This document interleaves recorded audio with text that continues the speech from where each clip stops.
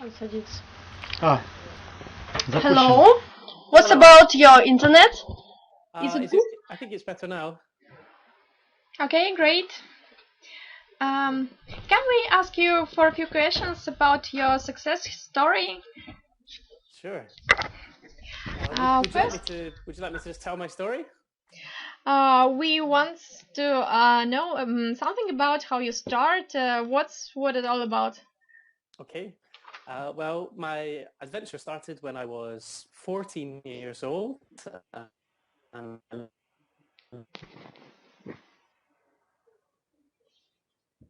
Oh.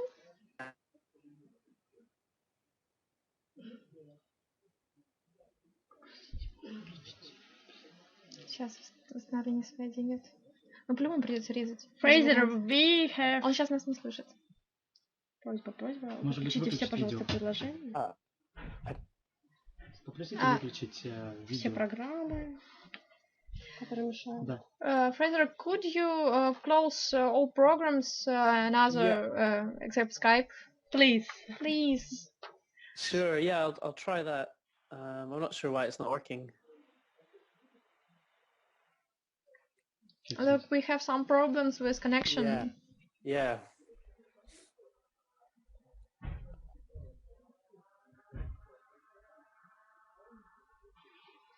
Okay, it's okay. That's right. That's great. We can see you again.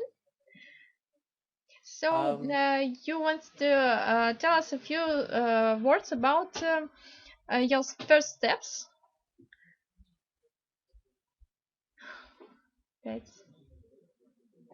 Okay, so after I learned how to make jam from my grandmother, I started cooking it and selling it to small shops and at farmers markets, door to door in the local neighborhood. And I was soon cooking 1,000 jars of jam every week in my parents' kitchen.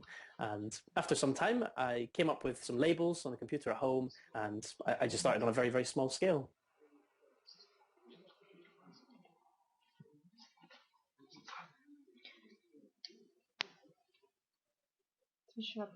And what skills and knowledges were helpful for you?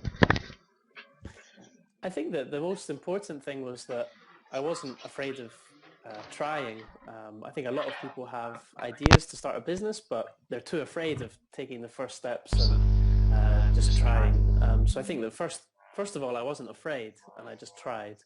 The second thing was that I didn't have a problem asking people for help.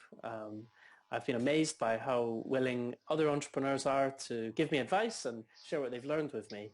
So I would say to anybody trying to start a business, it's really important that you look for people who have also started a business in your area and just ask them for advice. Ask them what they would do if they were in your shoes. And what people was maintained you? What people helped you? Sure. Well, my parents were very supportive that I was starting a business, but my parents had never started a business themselves, so they didn't know much about supplying supermarkets or packaging or that type of thing. But I was able to find a local businessman called Kevin who had started a successful company supplying supermarkets, and he was just willing to kind of share what he had learned with me and tell me about mistakes that he had made. And he taught me all about how supermarkets work and what I would have to do to get my products into supermarket stores. And so he's been giving me advice, ever since I was about 15 years old. And what was your first problems? How did you solve it? There was lots of problems. I got almost everything wrong at some point or other. And one of the big problems was with the packaging design. In the beginning, I thought that packaging should make people laugh, and if I could make them laugh enough, then maybe they would buy my product. And so we spent a lot of time making the packaging very funny and colorful and interesting. But when I presented that to the supermarkets, they explained to me that packaging isn't there to make people laugh. It's there to try and get a message across and to try to explain to people why they should buy your product. So I had to throw everything in the bin and I started all over again, and we came up with packaging that was a lot more simple and that just tried to get the message of 100% fruit across to people who were in the supermarket stores. So you changed your package and it works? Yeah. You see how it works, yes? Exactly. So then when we changed the packaging, I was able to convince a factory to work with me to make my recipes on a big scale. And I then presented my idea to the supermarket and they agreed to try it in their shops. They didn't know if it would sell. They didn't know if anybody would buy any, but they put it on the shelves and, gave me a chance. And on the first day in one shop in Edinburgh in Scotland, where I come from, they sold more than 1,500 jars of super jam, which was more jam than they would normally sell in a whole month. They'd never seen anything like it. And then we launched that was great. Yeah. I think. So then we launched in about 2,000 more supermarkets and in countries around the world. And what was your motivation? I think it needs a big motivation to solve a problem, what it was. Yeah, I think that I've always been motivated by the idea that starting a business could be my way of making an impact on the world. And ever since I was maybe 8 years old, I used to bake cakes and sell them in the neighborhood to the neighbors. And I would send the money I made to charity. And I always thought that starting a business was a way that I could do good.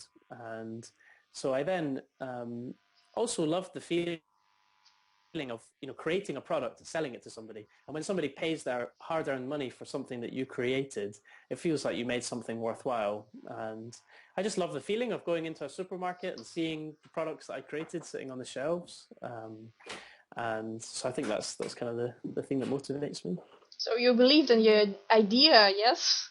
You believe that it will be great. Exactly. And what other problems maybe you can tell about? Other problems. I think. What was hard for you to solve, and you did it, and you think that it's great that you have moved to this step. What's something like that in your history? Probably one of the hard things. Yeah, definitely. Yeah, I made lots of mistakes and got a lot of things wrong. Probably, I think one of the hardest things about doing anything in life is motivating yourself to try again when things don't work first time round.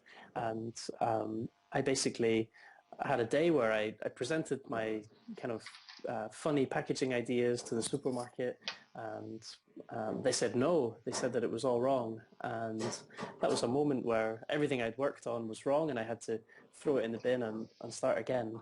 And so I think that I was able to motivate myself to try again because I believed in the idea. I thought that this was something that people wanted to buy. And really, I listened to the customer. The customer said that my packaging was wrong, but the idea inside the jar was still a good idea. And family and friends and other people maybe thought that I should give up at that point, but the customer still believed that it was a good idea. So it sounds cheesy perhaps, but the customer is the person that you need to listen to. No, it's not sound easy. I think. Do you have any tips for our hearers how to move when it look like everything is awful? I think probably that the first thing is just to know that nothing works first time around. Everything is going to have you're always going to make mistakes, and things are always going to you're always going to get things wrong, and that's okay. That's just part of the whole process. So I think if you start a business expecting things not to work first time around, then when they don't, you won't be so surprised. And then also make sure that you ask for advice from other people, and most of all, just talk to your customer and ask why things haven't worked, and usually they'll be quite happy to give you the answer of what you need to change. So you go to people and you ask them what's wrong, yes? Yeah, exactly. And I think as long as you're happy to make changes, sometimes people have an idea and they're very precious about it and they're not willing to change it and they don't listen to what other people say. But if you're willing to take on board other people's criticisms and ideas and make lots of changes, then eventually you'll come up with something that people want to buy. And what about your family? How they look at your work? How they feel about it? Yeah, it's been a lot of fun for my family, especially my grandmother, because she taught me how to make jam in the first place and inspired the whole journey.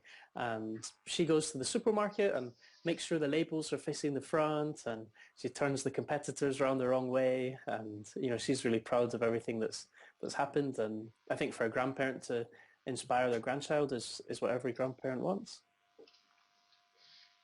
Well, I think it's great when your family maintain you. Yes. Definitely. And I think probably the biggest thing was that my parents didn't ever tell me what I had to do in my life. They never said that I had to become a doctor or a lawyer or whatever. They just always encouraged me and my brother to find something that we loved in life. And for me, that was making jam. And, they never said that it was a stupid idea. They just let me try. And they probably never expected that it would work. But, they never said that I shouldn't try. And okay, and what about negative background? Do you have something like that?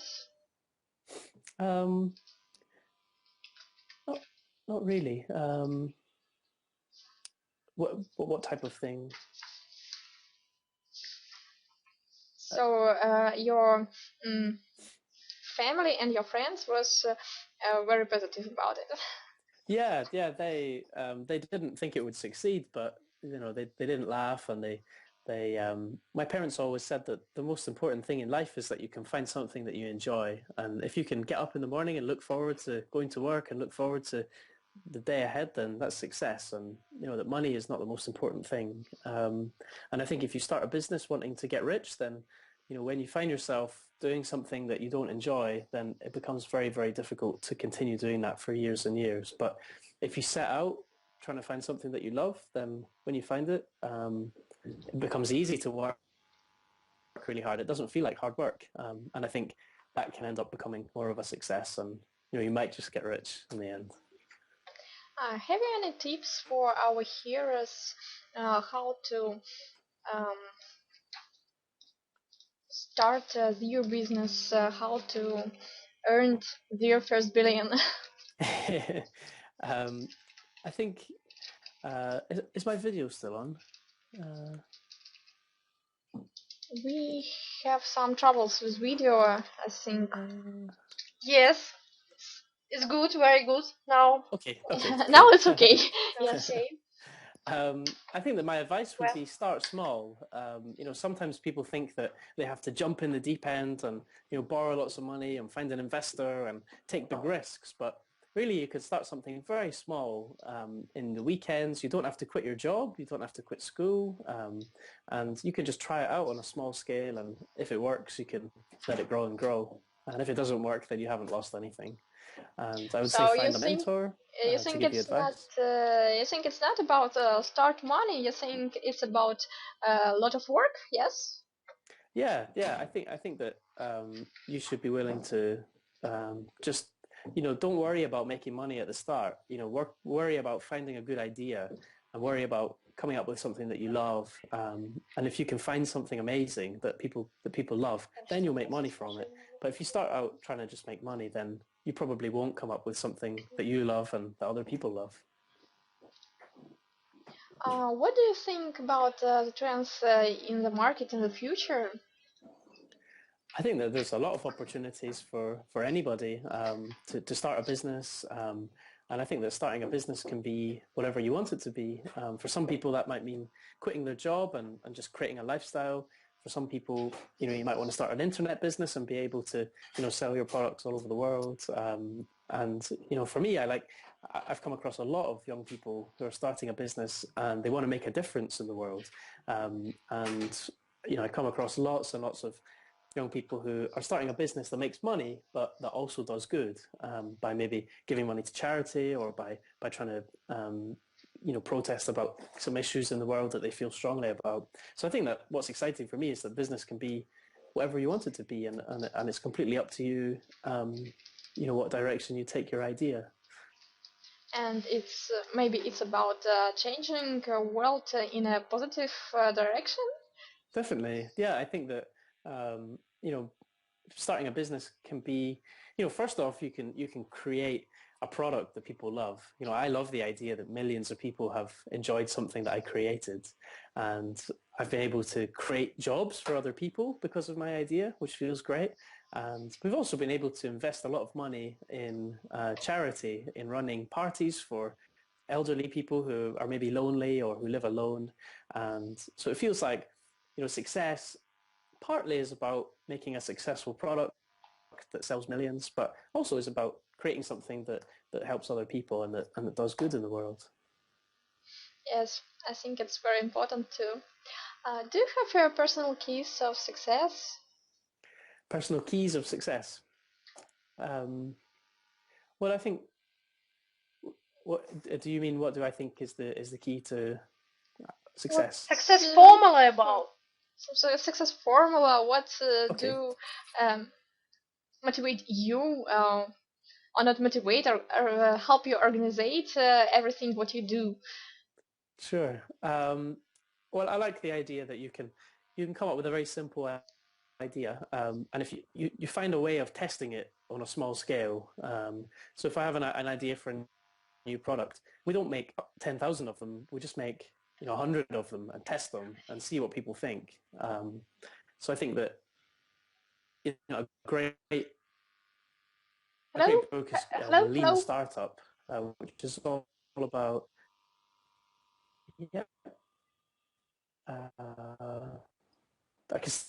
should I start again? We have some troubles with connection. Could you please repeat the last part? Yeah. A good book for your viewers would be The Lean Startup by Eric Ries, which is about the idea that you can come up with an idea and then figure out how to test it on a really small scale without taking any risk. So if I come up with an idea for a product, we don't make 100,000 of them and then try and sell them. We just make 100 of them and test them and see what people think. And using the feedback that people give us, we can change it and change it and change it until we come up with something that we know is going to work before launching it on a big scale. So the more that you can test your idea before committing huge amounts of money to it, the more likely you are to succeed.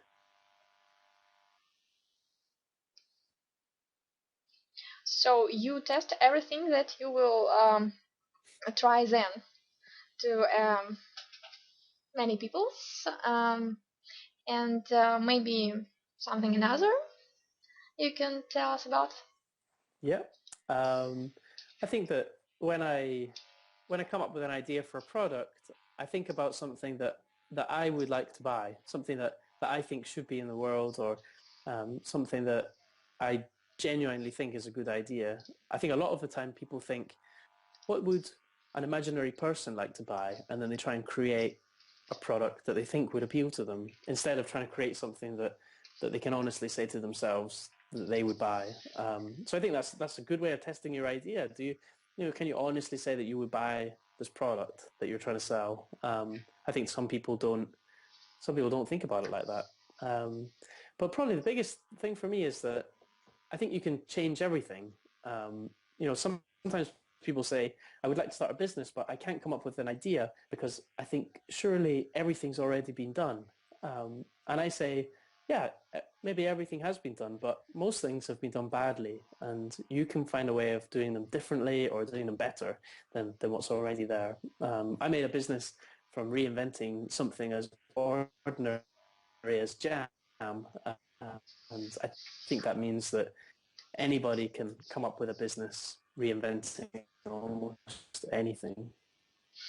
So you think that someone can find a new way to do something that have been done, but they can done it greatly then? Yes, something like that? Yeah, exactly. So, Frazer, tell us please, where do you seek your inspire? Tell me please about your inspire, or what do you like to do? One of my heroes was a lady called Anita Roddick, and she started a business called The Body Shop, and they sell shampoo and soap and stuff like that.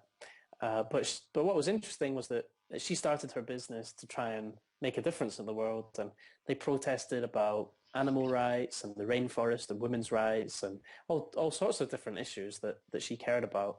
And for me, that was a business that proved that you can start a business and you can build a huge business. I mean, the Body Shop is a $1 billion company, but that doesn't mean that it just has to be about making money. It can be about trying to change things. It could be about challenging the status quo.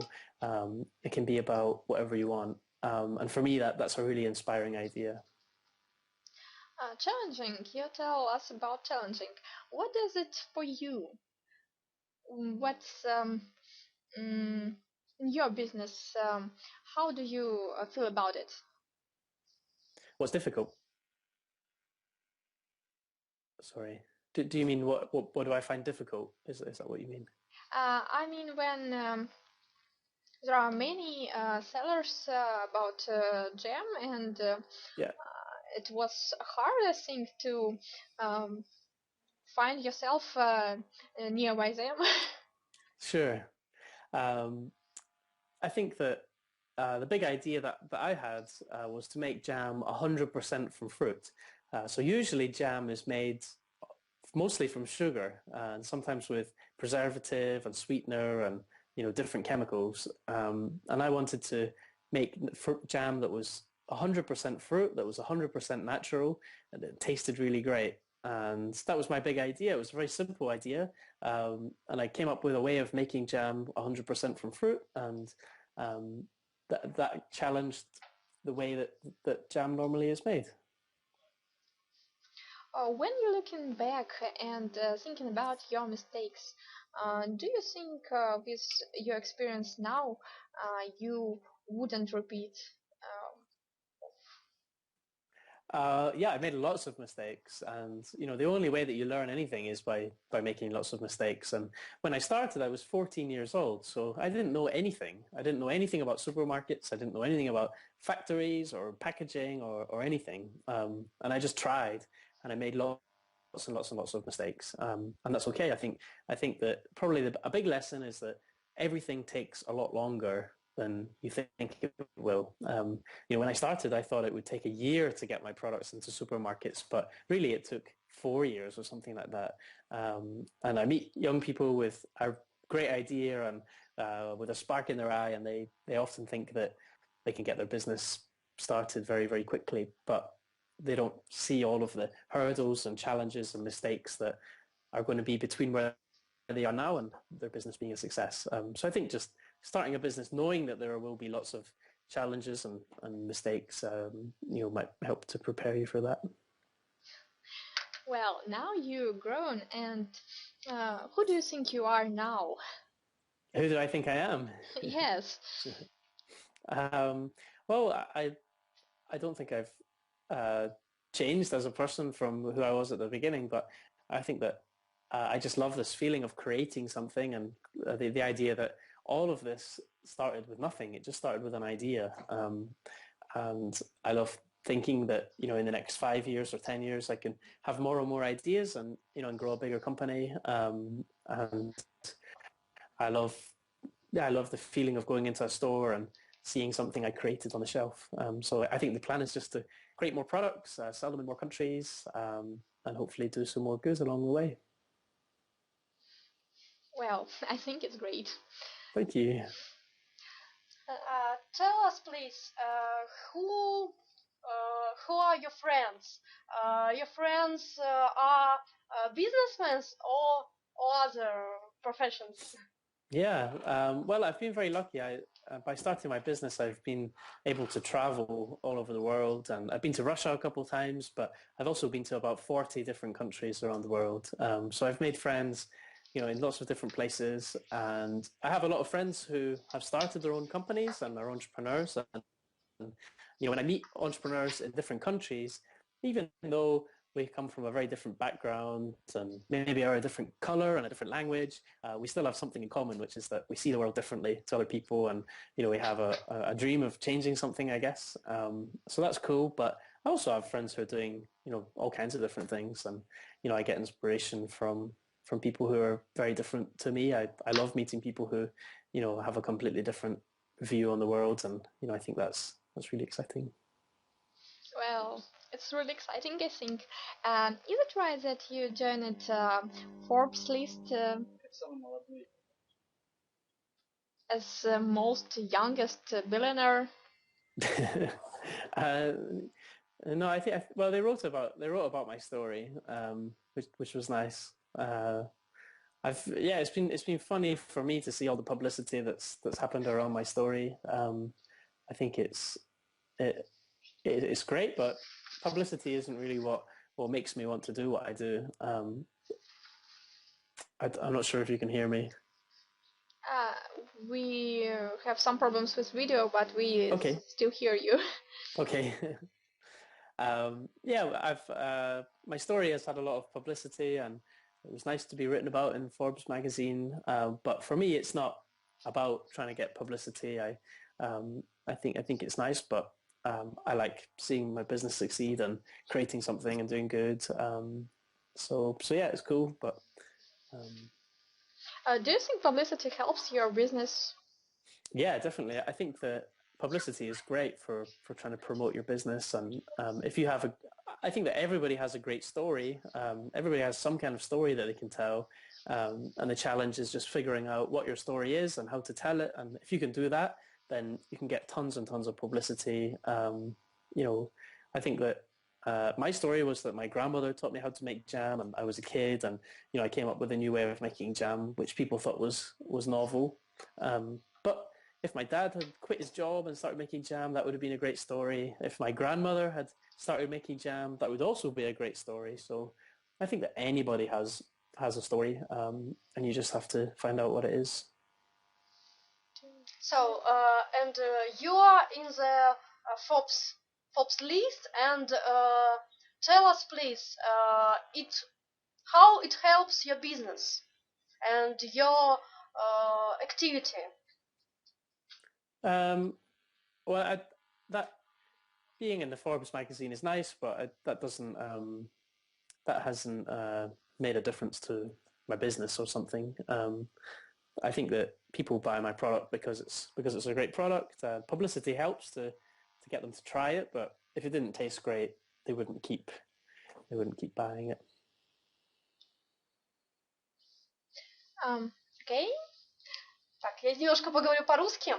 Мы знаем, что ты бросил школу ради того, чтобы продолжать заниматься своим бизнесом, ради того, чтобы продолжать заниматься джемом. Жалеешь ли ты об этом? We know that you leave school to start your business, and what do you feel about it? I think that school is great. I think that, you know, kids should make the most of the opportunity they have for an education. And, you know, if you have an idea for a business, make sure you tell your teachers about it, because they will definitely be able to help. I did all of my exams and my studies, so I did well at school, and then I left school when I was 16 and I started my business. So yeah, I think that you have to, you know, make sure that your education is your number one priority when you're a kid. But then, you know, don't be afraid of trying to start a business in your weekends or your spare time, and make sure you tell your teachers about it, because they'll give you advice. Скажи, пожалуйста, ты сейчас где-нибудь учишься? Продолжаешь ли ты сейчас где-то учиться? Do you study somewhere now? I'm studying for an MBA, which is just a part-time course that only takes a couple of days a month. And I think it's good to, you know, always, well, I like to always be trying to learn more about business and about, you know, how I can manage my company as it grows. So I think, you know, learning at university is a good way of doing that, but it's also good to have practical experience of running a business. I think if you can do both, then that's great. Do you have some mentors or teachers now? Yeah, I get advice from lots of different people. I've met some really interesting people who've got success in lots of different things, and you know, they've kind of become my friends more than anything. And you know, I've got a lot of people who I can ask for advice, you know, if I have a problem. And I found my mentors in the early days just because people are always happy to help, really. And I think that if anybody has an idea for a business, just don't be afraid of writing to your heroes, or, if there's somebody who inspires you or who you think is doing a good job, ideally in your own country or near where you live, so you can hopefully meet them, write to them and ask for their advice, and, I'm sure they'll be happy to give it to you. So I was lucky about it, I think. So tell me, please, have you mentors, teachers who have your own business? Yeah. A lot Business. A lot of the people who I ask for advice have started their own companies. And how do you seek them?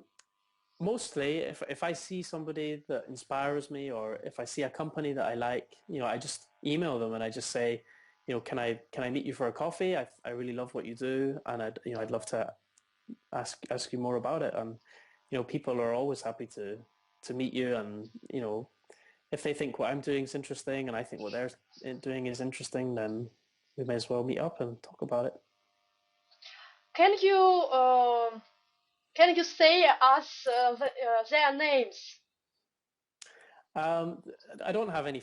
There's no famous people that I get advice from, so nobody would know who they are. But they've started different companies, and some people that I get advice from aren't necessarily running huge companies, but they've done something that I think is very interesting or inspiring, and they have something that I can learn.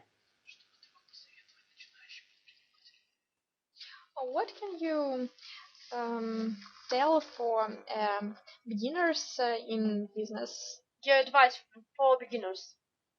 I think start small.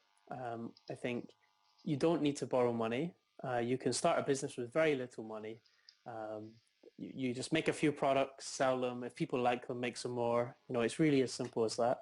And make sure that you take advantage of the internet and the opportunity that there is to, ask people in different countries for advice, or to try and sell your product or your idea in different countries. And then, don't be afraid of asking for help. Just ask people for advice. Tell everybody your idea. Sometimes people have an idea and they don't want to tell anybody because they're afraid they're going to steal their idea. But, to be honest, most people have enough ideas of their own. They don't have time to steal yours. So I think, just tell everybody your idea. Tell everybody about it. And you never know, somebody might say, hey, I know this guy. He's helpful. Or, why have you thought about this? And you'll be amazed at how happy people are to help. So I think it's very important to not afraid. Yep. Yeah, definitely. I think, most of all, just don't be afraid. Just try. If it doesn't work, hey, try something else. You won't lose anything if you don't take a big risk. And if anything, just by trying, you're going to learn something. So, how do you think? What is more important, education or practice and experience? Well, I think it's great if you can do both, and there's no reason that you can't study and try and start a business. I think that's a great way of doing it. There are certain things that you can learn from books and from teachers and from theory that is useful, and there's a lot of things that you're going to learn just by trying to sell your product, and you're going to learn a lot about yourself when you actually come up with an idea and try and sell it. So I think that if you can do both, then that's the best thing. So it's very interesting for us. Are you going to continue your business in Russia? To sell your jam in Russia? We have sold some super jam in Russia, just a very small amount, and I'm hoping that we can get it into more supermarkets and sell it on a bigger scale. So I'm working on it, and hopefully it'll be in a store near you soon. How many country do you sell your jam? At the moment, your company sell your jam? Yeah, at the moment we sell super jam in 8 countries, but it's growing, and there's a lot of opportunities in different countries. How many people are in your company? We have in London we have 5, and those people are doing packaging design and sales and that type of thing. And then in the factory, in the office there are 5, and then in the factory there are more than 100, but they don't work for me every day. So the factory makes my jam, and then it makes other people's jam also. So Fraser, tell me please, do you continue to do your jam yourself? No. And so you have another people for doing this work, yes, yes? And you tell them how to do it. Yeah. We make super jam in a factory, and there are more than 100 people who work there, and there are lots of equipment, and Is your factory large? Is it large? Yeah. I don't own the factory. I just rent some time in the factory. So the factory employs 100 people. It's quite big. They make a lot of jam, and they've got a lot of experience. Do you working with something another, not jam, with more candies maybe? Well, I'm working on starting a honey business and selling different types of jam. And yeah, there's lots of ideas for new products, mostly similar to jam. Занимаешься ли ты благотворительностью? Have you any charity programs? Yeah, Super Jam invests a lot of money in running a charity which runs free tea parties for old people who live alone or in care homes or in hospitals, and they don't have very many friends or family maybe, and we just have parties, and they can have fun and make new friends, and so that's something that I care a lot about. Have you your own office, work office? Well, we have a small office, but I mostly am traveling every day, visiting supermarkets and customers, and mostly I have to go to different places, different countries, and that type of thing. How much time do you spend on work in a day? I work a lot. I work every day, pretty much, maybe 6 days a week, something like that. And then how many hours? A day. Too many. I definitely work 12 hours, something like that. 8 a.m. to 8 p.m. maybe, something like that. So yeah, I work a lot of hours, but I love what I do and I really enjoy it. And it doesn't feel like I'm carrying bricks up a mountain for a job. There are a lot of people who do jobs that are very difficult. Have you a free time for without your work? Yeah, it's very important to have a balance in your life, and I have lots of friends, and I do a lot of traveling and reading and different things that I enjoy. I don't work all the time, but I work a lot, and I love my work and what I do. It's great. How do you like to spend your free time? I like traveling, so I visit a lot of different countries, sometimes with work, but sometimes for fun. Trying to connect it? Yeah. So sometimes if I visit a new country with work, I can stay for a few days and explore and make friends and see the sights and that type of thing, which is great.